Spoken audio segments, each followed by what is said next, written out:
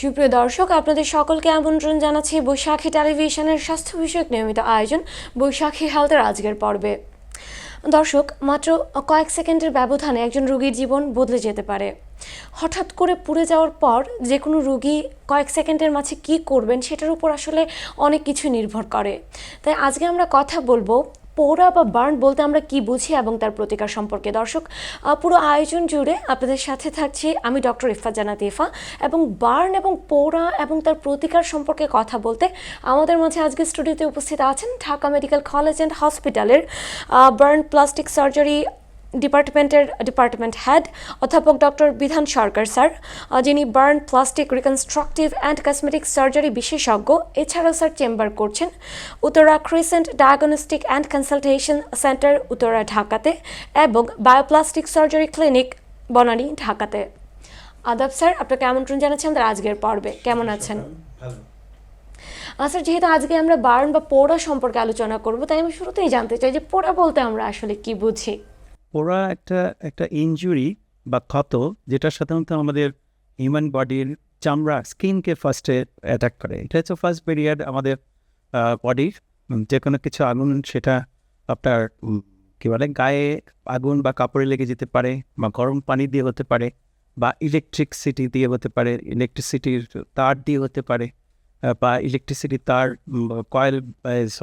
Transmitter ব্রাস্ট হয়ে যে ফ্লেমটা আসে, বা কেমিক্যাল দিয়ে হতে পারে, যে কোনো রাসায়নিক পদার্থ থেকেও আগুন লেগে হতে পারে বডিতে, অথবা আপনার কোনো ইনহেলেশন ইনজুরি, যে জায়গায় বদ্ধ একটা রুমে বা বদ্ধ একটা জায়গায় যদি কোনো বিস্ফোরণ হয়, সেখানকার ধোঁয়া দিয়ে পুরো রেসপিরেটরি ট্র্যাক যদি বার্ন হয়ে যায়, সেটাকে বলি আমরা ইনহেলেশন বার্ন।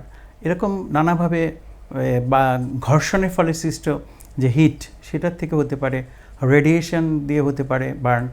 এভাবে নানাভাবে শরীরে পোড়া বা ক্ষত হতে পারে আর কি।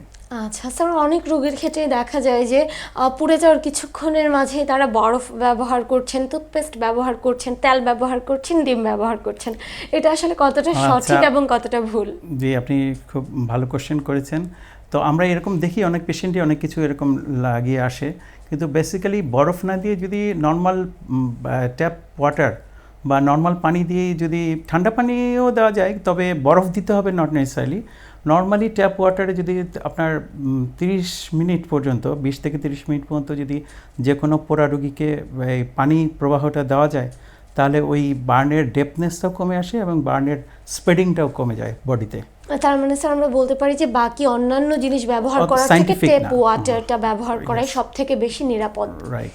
আচ্ছা স্যার, যে কোনো অংশে একজন মানুষের পুড়ে গেল, তো প্রথম যে 5 মিনিট, যে ক্রিটিক্যাল যে সময়টা, এই সময়টার মাঝে একজন রোগী কি করবেন এবং কি করবেন না? আচ্ছা, এটা ডিপেন্ড করে যে কিভাবে পুড়ছে।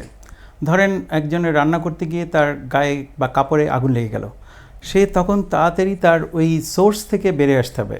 মানে আপনার ওই কাপড় দরকার হলে খুলে ফেলতে হবে, বা তাকে মাটিতে গড়াগড়ি পাড়তে হবে, অথবা কোনো কম্বল বা ব্ল্যাঙ্কেট দিয়ে তাকে জড়িয়ে ধরতে হবে। হ্যাঁ, এটা হচ্ছে যে stop the burning process first. Next হচ্ছে যে আপনার সোর্স থেকে তাকে প্রথমে সরিয়ে নিয়ে আসতে হবে। তারপরে এটা তো আগুনটা জ্বলে আসলে অক্সিজেনের মাধ্যমে, বাড়িতে যে অক্সিজেন থাকে, তো যখন আপনি ব্ল্যাঙ্কেট বা দিয়ে করবেন, তখন অক্সিজেনের কন্ট্যাক্টটা রিমুভ হয়ে যাবে, যার ফলে তখন আর এটা জ্বলবে না। মানে তো এটা একটা প্রসেস। তো তার এটা হচ্ছে যদি আপনার গায়ে কাপড়ে আগুন লেগে যায় এইভাবে, যদি গরম পানি পড়ে যায়, তখন তার সাথে সাথে তাকে আবার ঠান্ডা পানি বা নর্মাল পানি দিয়ে তাকে অনেকক্ষণ ধরে ট্যাপ ওয়াটারের নিচে থাকতে হবে। এখন ইলেকট্রিসিটি বার্ন হলে সেখানে তার কি দিয়ে বার্ন হচ্ছে, তাকে ওই ধরেন কন্ট্যাক্ট হচ্ছে তারের, ইলেকট্রিসিটি তারে, সেই কন্ট্যাক্ট থেকে তাকে সরিয়ে নিয়ে আসতে হবে। তাকে কাঠের বা কিছু দিয়ে, অপরিবাহক কিছু দিয়ে, বাড়ি দিয়ে বা সরিয়ে নিয়ে আসতে হবে। এখন যদি আবার পরিবাহক কিছু দিয়ে করতে হয়, তাহলে যিনি বাঁচাতে যাচ্ছেন তিনি আবার এফেক্টেড হবেন। তো এখন বিভিন্ন যে কারণ হচ্ছে, সেই কারণ থেকে আসলে তাকে রিমুভ করে নিয়ে সেই বার্নিং প্রসেসটাকে স্টপ করে, তারপরে ওই উন্ডের একটা অ্যান্টিবায়োটিক অয়েনমেন্ট আর কিছু দিয়ে বা একটা ড্রেসিং দিয়ে, যদি বাসায় সম্ভব হয় নিকটবর্তী এখানে স্যালাইন দিয়ে আসলে বার্নের যে টার্সিয়ারি সেন্টার আছে সেখানে নিয়ে যাওয়া উচিত।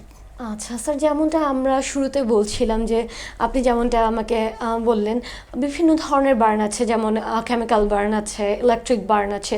তো স্যার কোন কোন ক্ষেত্রে একজন রোগী আসলে বাসায় চিকিৎসা নিতে পারেন আর কোন ক্ষেত্রে একজন রোগীর অতি দ্রুত হসপিটালে যাওয়া উচিত? আচ্ছা, এখন বার্নের বিভিন্ন রকম আছে, পার্সেন্টেজ অফ বার্ন। এখন বডির যদি ধরেন আমাদের কী বলে হাতের যে তালু আছে সেটাকে বলা হয় 1%। যে রোগীর 1% বার্ন, ধরেন একটা অ্যাডাল্টের ক্ষেত্রে ইভেন 10-15% বার্ন বাসায় চিকিৎসা করা যেতে পারে, কিন্তু বাচ্চাদের ক্ষেত্রে সেটা ধরেন আপ টু 5-10%।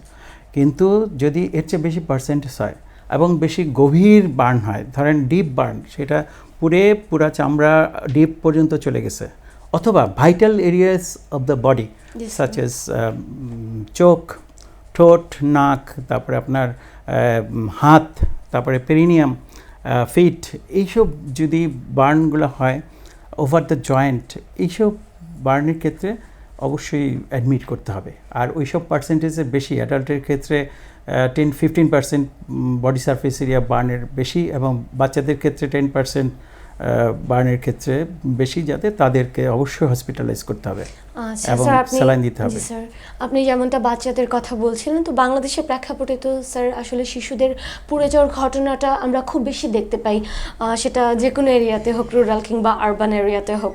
তো স্যার এর কারণটা কি, এবং শিশুদের ক্ষেত্রে আসলে ট্রিটমেন্ট করাটা কতটা চ্যালেঞ্জিং হয়ে যায়? অবশ্যই শিশুদের ক্ষেত্রে বার্নের চিকিৎসা একটু চ্যালেঞ্জিং।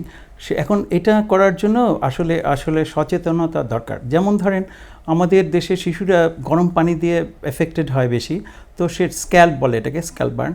তো ওই আমরা যখন গোসল করার জন্য পানি গরম করি বা কোনো রান্না করার জন্য পানি গরম করা হচ্ছে, সেই পানিটা যদি বালতি দিয়ে এই বাথরুমে নিয়ে যাওয়া হয়, যেটা শিশুর সাথে যদি কন্টাক্টে না আসে, অথবা শিশু যাতে রান্নাঘরে কোনো গরম রান্না করা জিনিস বা কোনো কিছু না ধরে সেটা। তারপর ইলেকট্রিক সুইচগুলার আপনার অনেক সময় ওই বাচ্চারা ভিতরে আঙুল ঢুকিয়ে দেয়, ওখান থেকে ইলেকট্রিফাইড হতে পারে। তারপরে আপনার যেসব মানে ধরেন কোনো কেমিক্যাল বাসায় রাখা যাবে না, এগুলা যাতে বাচ্চারা হাত না দেয়। অভিভাবকদের সচেতনতা দরকার, যার ফলে বাচ্চারা যদি এগুলা সম্বন্ধে জানে, বা যদি প্যারেন্টসরা বাসায়ও না থাকে কিন্তু বাচ্চারা যদি এগুলো কনসিয়াস থাকে, এগুলো যদি তারা ঠিকমতো মেনে নেয়, তাহলে মানে ঠিকমতো এটা পালন করে, তাহলে এই বার্নটা হবে না। আচ্ছা স্যার, যেহেতু আমরা আজকে বার্ন এবং তার প্রতিকার নিয়ে আলোচনা করছি, এটা আমি একটু প্রতিকারের দিকে চলে যেতে চাই যে বাংলাদেশের প্রেক্ষাপটে আসলে কোন কোন সতর্কতা যদি আমরা মেনে চলি, তাহলে এই পুড়ে যাওয়ার ঘটনা থেকে বা এই যে একটি অ্যাক্সিডেন্ট, এরকম অ্যাক্সিডেন্ট থেকে আমরা বাঁচতে পারি, প্রতিকারের জন্য কি করা যায়? বার্ন তো অনেক ধরনের হচ্ছে। তো যেমন ইলেকট্রিক বার্নের কথা বলি, যেমন ইলেকট্রিক ওয়ার্কাররা তারা হাতে গ্লাভস এবং স্যান্ডেল না পরেই তারা কাজ করে। অনেক সময় লাইন অফ করে কাজ করে, কিন্তু লাইন অনেক সময় অন করে দেয় আরেকজন না জেনে, তো তার ফলে তারা ইলেকট্রিফাইড হয়ে যায়। তো এই সব বিষয়ের সময় তারা যদি হাতে গ্লাভস পরেন এবং স্যান্ডেল পরেন, অপরিবাহক কিছু থাকেন, তাহলে ইলেকট্রিফাইড হওয়ার চান্স কম। অন্যান্য ক্ষেত্রে যেমন ধরেন কেমিক্যাল বার্ন, এগুলো যদি আপনার অ্যাভেলেবিলিটি কমানো যায়, এবং এদের যদি যারা দেয় কেমিক্যাল বার্ন বা কেমিক্যাল ছুড়ে, তাদের যদি একটা শাস্তিযোগ্য অপরাধ বা তাদের বিচার হয়, সেক্ষেত্রেও এটা কমানো সম্ভব। তা বাসায় যেমন আমি বললাম যে গরম পানি আপনার রান্নাঘর থেকে বাথরুমে, এটা যদি বালতিতে করে ট্রান্সমিশন করে নিয়ে যাওয়া যায়, তাহলে এবং বাচ্চাদের থেকে দূরে রাখা যায় গরম অবজেক্টগুলা বা রান্নাঘরের জিনিসগুলা বা সবাই, তাহলে এই বার্নটা কমে যাবে। আর একটা হচ্ছে যারা রান্না করেন, তারা একটু অনেক সময় দেখা যায় যে ওড়না বা কাপড়ের শাড়ির আঁচল এগুলা চুলায়, গ্যাসের চুলা বা চুলার আগুনে লেগে যাচ্ছে, তো একটু যদি একটা কি বলে রান্নার পোশাক যেটা শেফরা পরে থাকেন, ওরকম কিছু যদি দিয়ে কাপড়টাকে করে রান্না করা যায়, তাহলে সেক্ষেত্রে এইসব আগুনে পরের ঘটনাগুলো কমে যাবে।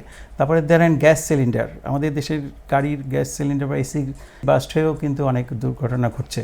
তো এসির রেগুলার আপনার সার্ভিসিং, তারপরে গাড়ির গ্যাস সিলিন্ডারের সার্ভিসিং, এগুলোও দরকার, কারণ এখান থেকে এগুলোর থেকেও অনেক সময় যে কোনো সময় বাস্ট হয়ে হতে পারে, বার্ন হতে পারে। জি স্যার, আপনাকে অসংখ্য ধন্যবাদ স্যার, আপনার শত ব্যস্ততার মাঝে আমাদের সময় দেওয়ার জন্য। ওকে, ধন্যবাদ।